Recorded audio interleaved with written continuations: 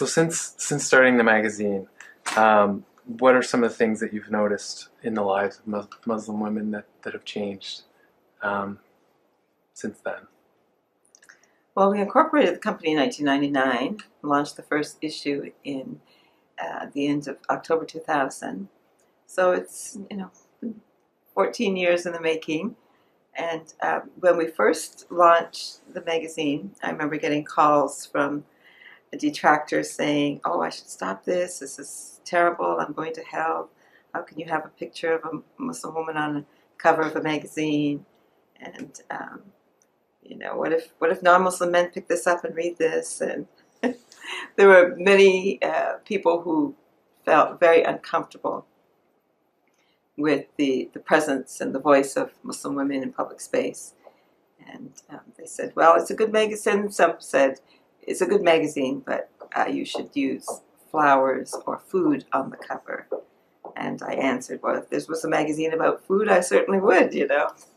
put food on the cover. But this is a magazine about Muslim women, and that's why Muslim women are on the cover." So definitely for people who had defined the pious Muslim woman as the invisible one or the silent one, they had many issues with the magazine.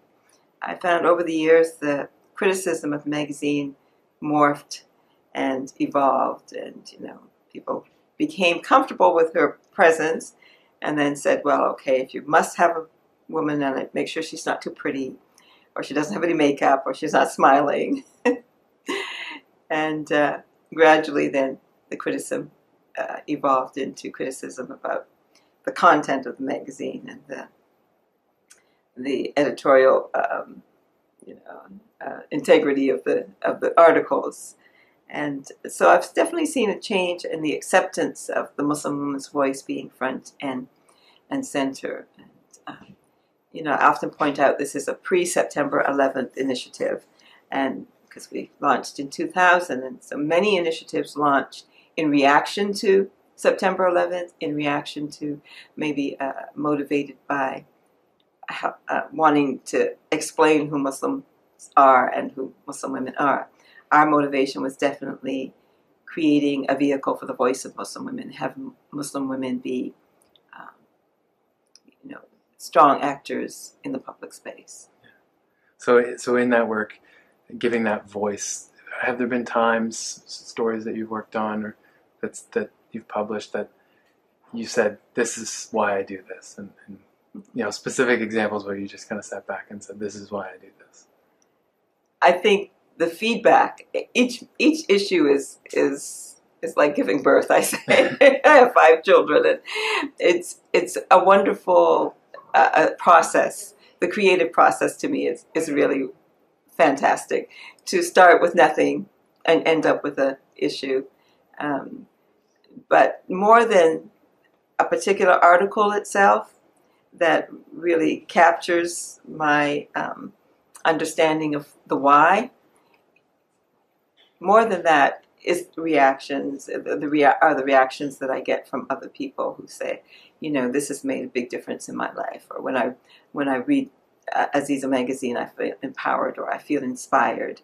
That's really the why. I remember the first time I'm living in Atlanta, and many years ago I went to Seattle, and my son to visit my son who was living there, and he said, "Come with me to the library, I want to show you something," or I have to pick up something in the library or something. And when I walked into the library, he said, "Look over there," and I looked over, and there was Azizah Magazine on the shelf, and somebody was reading one, and that was very, it was an interesting feeling to see it there, to see it come from my head and out into the sphere. But I think the why I do it, the encouragement of that why, is definitely the reaction of other women. Having them pick up a magazine and seeing positive portrayals of Muslim women and finding that empowering is very encouraging and motivating. Yeah, so after 14 years or so, it's gained more recognition, like you said. What's the long-term vision from here? What do you envision for it? Well, I definitely want to be at a point where when people hear the words Muslim women, They don't think of the of that victim or the vamp kind of mentality or the terrorist. They think of the Azizah woman. That's what I would like to happen. I want to create Azizah International, which would be like Azizah, but looking at Muslim women outside of North America, their issues and their accomplishments as well. Yeah. And one last one. You travel a lot, and you talked a little bit about that earlier. What are some of the differences you see in the different Western countries in terms of views? You know, some of the misconceptions you're trying to get rid of. Right. Well, all democracies are not equal. And in the U.S., we have freedom of religion. That means that all philosophies and all religions have equal footing. And in some other places, they have freedom from religion in the public space. That means that they don't want to see any evidence or any manifestations, any symbols of religion at all in the public space. And I find that problematic because I believe that you're actually preferencing or privileging the one philosophy over the other, which is the philosophy of being secular. So for me, it's much more comfortable when you have every philosophy and every religion having an equal footing. So different contexts of, different Muslim women in different contexts have different challenges and different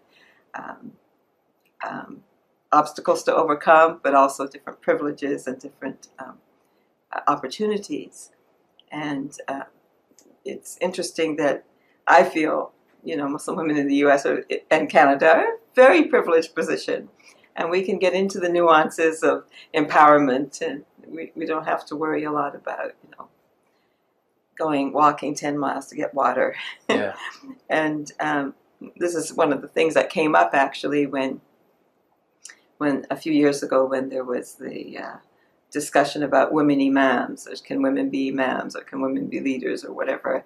And people are saying, this is some Muslim women in Muslim majority countries saying, this is a very American debate because, we're here without electricities or bombs dropping on our heads. And that's not our, we're not that privileged to be able to debate about the space of women in the masjid. So definitely in a privileged position, being in the West. So what do you think is your magazine's place in the mainstream media? How you see it and the different groups that are represented within it. How do you see that?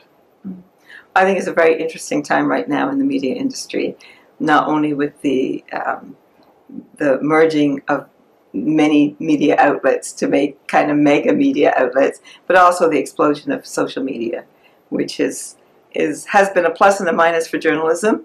It seems that fact-checking is a thing of the past in social media, and there's this blurring of line between really reporting and journalism and all of that. But I belong in Atlanta to a group of ethnic journalists in media outlets that we get together, occasionally.